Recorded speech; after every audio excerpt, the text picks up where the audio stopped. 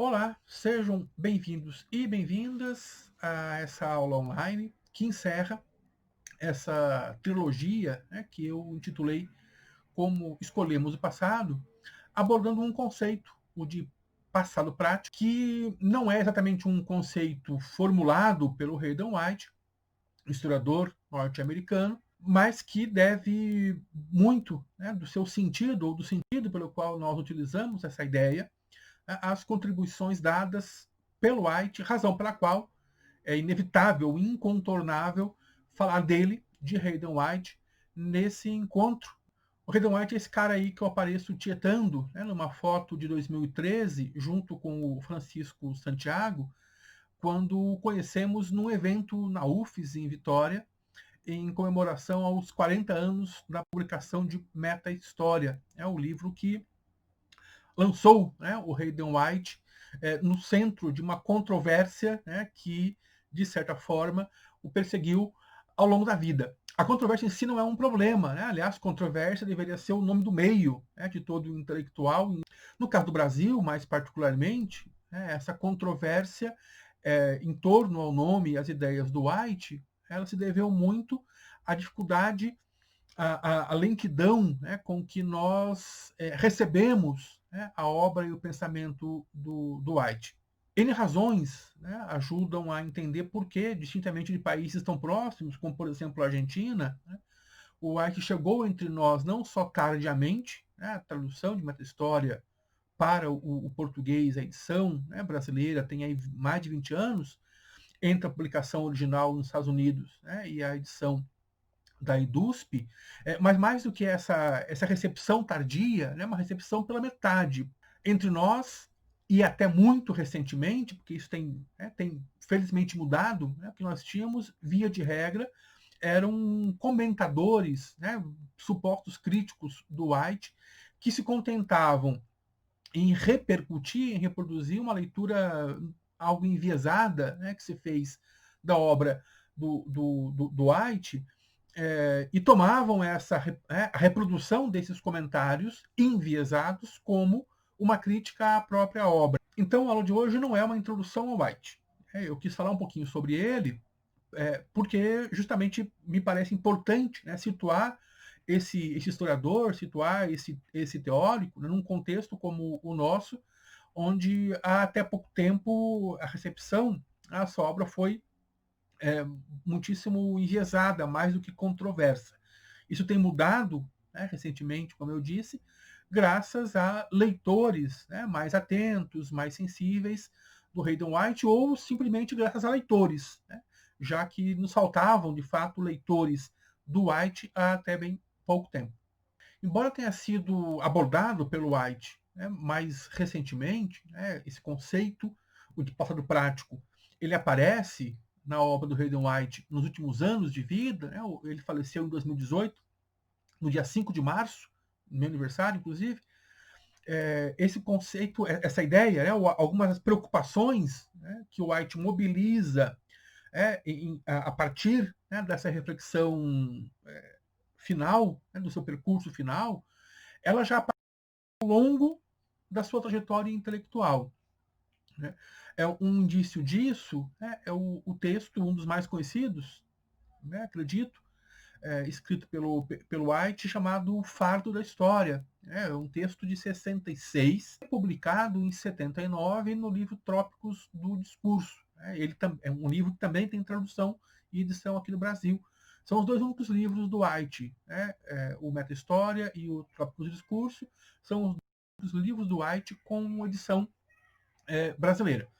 Pois bem, né, nesse texto de 66, portanto, quase 50 anos antes do White abordar pela primeira vez, né, essa ideia, esse conceito de passado prático, ele já sinalizava, né, uma preocupação que vai acompanhá-lo aí em vários e vários textos escritos ao longo das décadas seguintes. Fundamentalmente, né, ele se perguntava lá em 66, no Fado da História, acerca da inexistência, né, do que ele chamou à época de um esforço mais significativo na elaboração de uma historiografia, né, que fosse capaz de narrativamente, né, responder às inquietações, aos incômodos, às mudanças políticas, as mudanças culturais, as mudanças estéticas do século XX.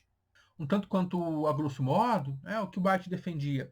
Se a história, no momento da sua consolidação como disciplina autônoma, lá no século XIX, ela, de certa forma, mimetizou, uma estrutura narrativa que era familiar, a produtores, a narradores e a leitores do 800, fundamentalmente o que ele chamou de romance realista. Ele não reconhece, ele não encontra na historiografia do século XX esse mesmo esforço. Né? Aqui eu simplifico muito, uma discussão que é, muito, que é bem mais sofisticada, bem mais elaborada. Mas, fundamentalmente, o que o White defende, e o que ele problematiza no Fardo da História e ao longo de muitos outros textos. Uma certa inatualidade, um certo descompasso, da história, em especial das estruturas narrativas da história, em relação ao seu tempo. Nesse sentido, o White dizer, a historiografia do século XX não foi capaz ainda de sintonizar-se narrativamente, com as ansiedades, com as expectativas, com as sensibilidades de um século, e ele escreve nos anos 60, num século que já havia vivido, até ali, 2 guerras mundiais, a experiência do Holocausto, a experiência das bombas atômicas e dos campos de concentração, no campo dos costumes, as revoluções comportamentais, são dos feminismos, dos movimentos ditos minoritários, e mesmo no campo estético, com a experiência dos modernismos de vanguarda dos anos 20 e 30, mesmo nesse campo, a estrutura,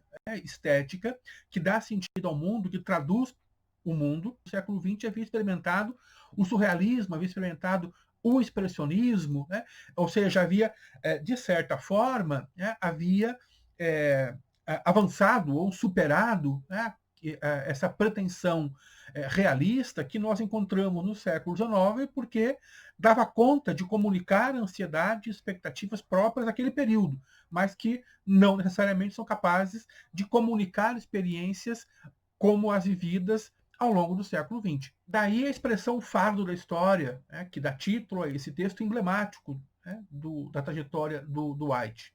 Uma imagem sintetizada, na frase do personagem do Ulisses, Stefan Dedalus, quando ele diz, que a história é um pesadelo do qual estou tentando despertar. Questões fundamentais que o White coloca, é como é possível, nós continuarmos a narrar o passado, como se o presente não fosse afetado, por essas rupturas. Porque se nós fazemos ao passado, as perguntas que o presente nos impõe, nessa fórmula consagrada, dentro do campo historiográfico, também a forma como nós narramos o passado deveria corresponder às inquietações que o presente nos impõe. E de que modo a noção de passado prático ela também vai ao encontro dessas inquietações que o White já levantava, dessas questões que o White já levantava nos anos 60. Esse conceito, o White vai buscar um filósofo inglês chamado Michael Oakeshott, um filósofo da história que, num livro chamado Sobre a História, desenvolve uma diferença entre o que ele chama de passado histórico e passado prático. Muito sinteticamente, no Oakeshott, o passado histórico é aquele passado produzido pelos historiadores mediante evidências, fontes, documentos, etc., e utilizando métodos que se pretendem, que se querem científicos. E o passado prático é a compreensão do passado baseado em crenças, em valores, do presente, de novo e um tanto a grosso modo. A distinção que o Oakeshott propõe entre passado histórico e passado prático, no fim das contas, acaba por reafirmar a separação entre o que a gente pode chamar aqui de o mundo da história e o mundo da experiência, sendo o primeiro aquilo que diz respeito à prática, à operação historiográfica, e o segundo, o mundo da experiência, o modo como nós todos, historiadores ou não, compreendemos, conhecemos o passado, baseada essa compreensão na nossa própria experiência. O Redon White mantém, né, dessa formulação original do Oakeshott, né, ele mantém a distinção entre a ideia de que o passado histórico é aquele que diz respeito a um passado construído, né, pelos historiadores e historiadoras, e o passado prático é aquele que diz respeito ao modo como, né, as pessoas, os não especialistas, né, os não historiadores, conhecem o passado, né, se apropriam, de algum modo, apreendem, né, o passado, mediada essa apropriação, né, pela própria experiência. Nas palavras do White, né, é o passado da memória, do sonho e do desejo, né, assim como também, e isso é importante, o da resolução de problemas, das estratégias e das táticas para a vida. Por quê? E em que essa formulação do White é importante e eu chamei a atenção, né, quando a citei? Porque ela aponta para a forma como White, embora mantenha a distinção original do Oakeshott, né, ele a mantém, mas ele a ressignifica, ele a amplia. Tão importante quanto essa ressignificação e essa ampliação que o Redon White propõe, né, no modo como ele lê e reinterpreta esse conceito, né, são também os modos de usá-lo.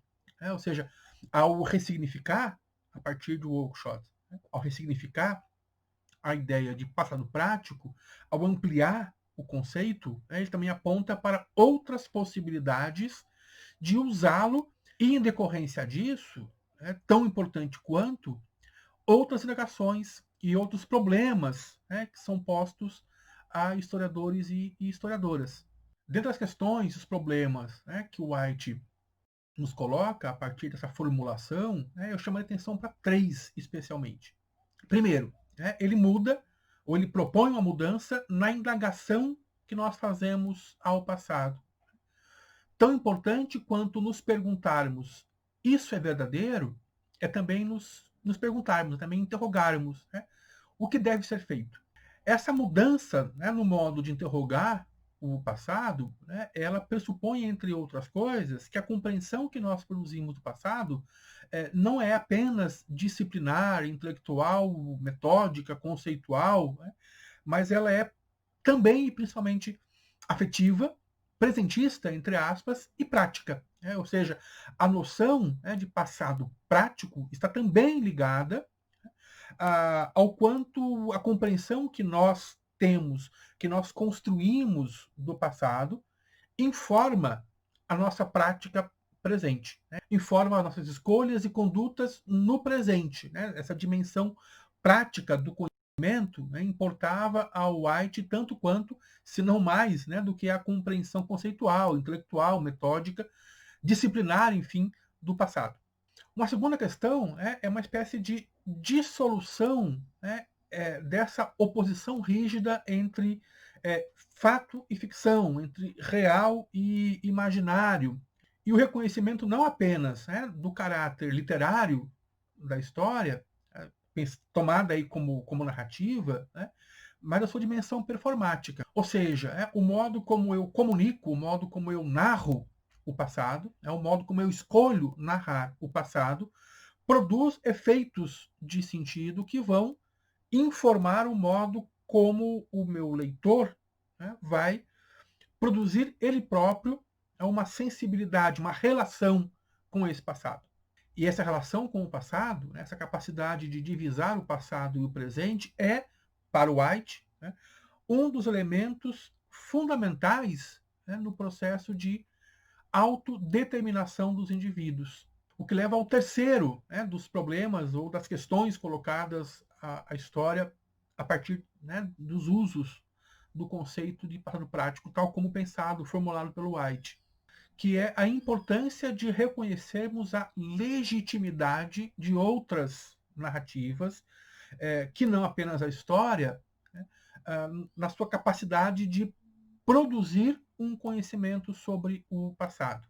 Eu sei que se fala desde há muito tempo, né, sobre o uso de fontes, documentos, etc, etc. Né, literatura, cinema, televisão, pintura, enfim, as fontes orais, né, que são transformadas, né, deslocadas do seu contexto original, transformadas em fontes, em documentos, em indícios do passado. Mas me parece, né, que o que o White defende aqui é algo além disso. Não só esse processo que transforma uma narrativa estética, artística ou qualquer outra em fonte, mas é o reconhecimento de que essas narrativas podem, elas próprias, produzir um tipo de conhecimento, produzir um modo, ou permitir um modo de abordar o passado, em especial aqueles passados ditos traumáticos. Ou, para usarmos uma expressão do próprio Hayden White, o que ele chama de eventos modernistas, cuja intensidade cinge o próprio tempo. Em síntese, e a concordarmos com o Hayden White, especialmente em se tratando de episódios difíceis, de acontecimentos difíceis, o Holocausto, as guerras, as ditaduras na América Latina, muitas vezes narrativas que não as historiográficas conseguem produzir um tipo de conhecimento mais sensível, e por isso mais capaz de representar, de figurar a experiência da dor e do sofrimento. Eu quero chamar a atenção aqui para o fato de que quando nós falamos em passado prático, a partir da reflexão do Hayden White, nós falamos certamente de um projeto conceitual, teórico, mas tão importante quanto, nós estamos a falar de um projeto que é também ético e político. E essas coisas não estão cindidas, não estão separadas. A reflexão teórica, ela vem acompanhada de uma tomada de posição que é ética e política frente ao passado e, obviamente, frente ao presente. E é um pouco nessa chave que eu queria encaminhar para o encerramento dessa aula, dialogando com alguns historiadores e historiadoras que, a partir das formulações do Hayden White, tentaram avançar, seja apontando alguns problemas, seja criticando alguns aspectos da formulação do White, seja fazendo o que o White fez em relação ao Oakeshott, ressignificando e ampliando as possibilidades do uso desse conceito. O Chris Lawrence, um historiador holandês, por exemplo, ao mesmo tempo que reconhece essa dimensão existencial, essa dimensão libertária da história, tal como pensada pelo Hayden White, critica no White o que, para ele, Lawrence, é uma abordagem ainda frágil desse conceito, ao reafirmar, a seu modo, uma distinção algo binária entre passado prático e passado histórico. Porque, para o Lawrence, justapor essas duas concepções de passado não é suficiente. E não é porque, entre outras coisas, para o Lawrence, isso que o White chama de passado prático, mantendo a formulação original, que é esse passado tal como conhecido por não historiadores, esse passado sensível de que fala o White, ele também é, ou pode ser, um trabalho historiográfico.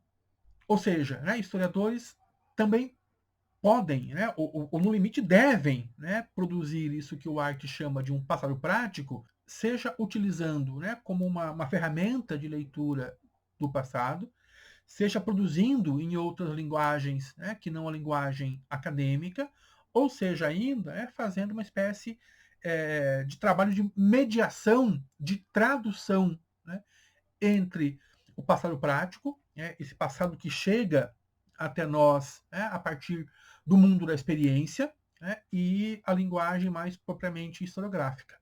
Mas, como eu disse, o Lawrence também reconhece essa dimensão ética da formulação whiteana e o quanto ela permite pensarmos a história não só e não apenas como um conhecimento teórico e metodológico do passado, mas como uma ferramenta, como um instrumento que nos auxilia a fazermos escolhas éticas e políticas frente ao presente.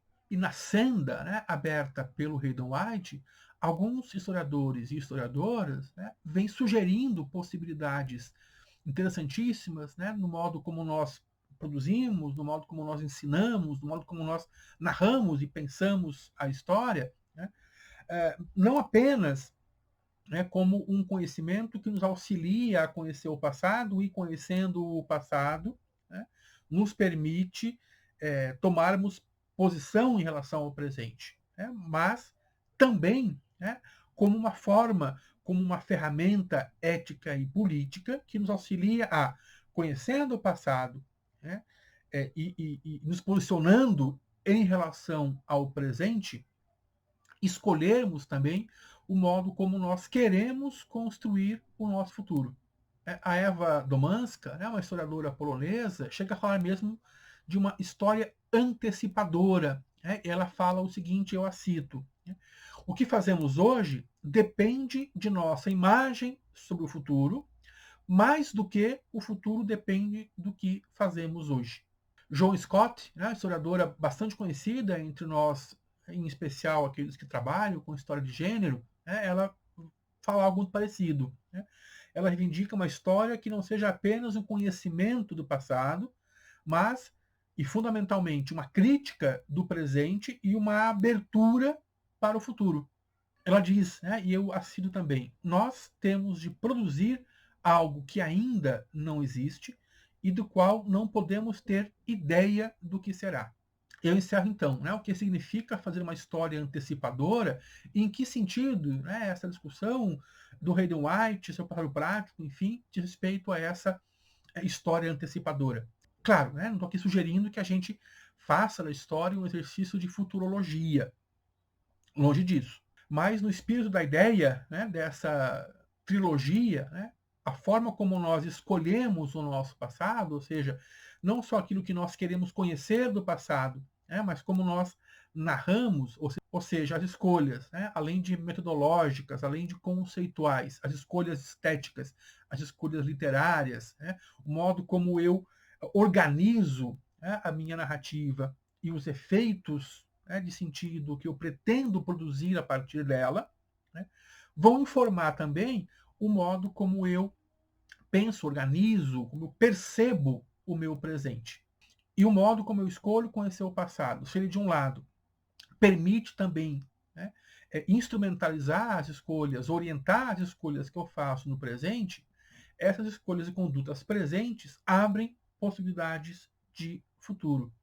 Ou seja, o modo como eu escolho conhecer e narrar o passado, ele vai informar a tolerância, né, que eu tenho no presente, por exemplo, né, para as formas de violência do passado. E o grau em que eu estou disposto a permitir que essas formas de violência se reproduzam e permaneçam no presente.